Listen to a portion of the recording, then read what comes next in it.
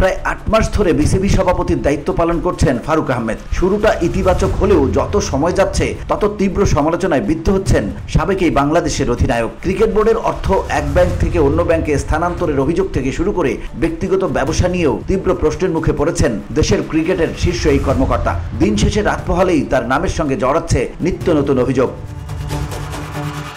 তবে এসবকে কানেই তুলছেন না বোর্ড সভাপতি, উল্টো নিজের দিকে ধেয়ে আসা অভিযোগগুলোকে পক্ষপাতিত্বমূলক অহেতুক সমালোচনা বলে আখ্যায়িত করেছেন তিনি। এ সময় সবাইকে অপ্রয়োজনীয় সমালোচনা না করে গঠনমূলক সমালোচনা করার আহ্বান জানান ফারুক। শনিবার মিরপুর শেরেবাংলা স্টেডিয়ামে ঢাকা তৃতীয় বিভাগ ক্রিকেট লিগের বাছাইয়ের ফাইনালের পুরস্কার বিতরণ শেষে গণমাধ্যমের সঙ্গে আলাপকালে এসব কথা বলেন বিসিবি সভাপতি ফারুক আহমেদ। তার বিরুদ্ধে ওঠা নানান অভিযোগ নিয়ে তিনি বলেন, ক্রিকেট বোর্ডের এই জায়গাটা অনেকের অনেক ধরনের স্বার্থ রয়েছে, তো তারাও হতে পারে অনেক সময় ভালো কাজগুলো নিচে পড়ে যায় বাহিরের সমালোচনার প্রভাবে।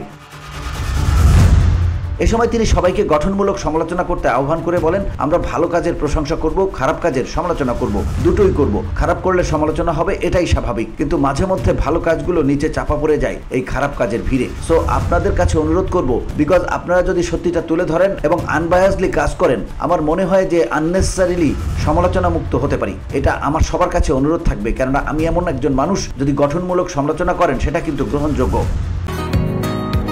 বসুন্ধরা, উত্তরা, বনশ্রী, কুড়িল ও বাড্ডা সহ রাজধানীর বিভিন্ন স্থানে অভিজাত ও অত্যাধুনিক মানের ফ্ল্যাট কেনার এক নির্ভরযোগ্য প্রতিষ্ঠান pleasant properties limited.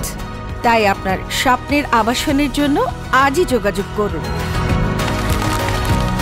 Pleasant properties limited, where destiny matches eventually।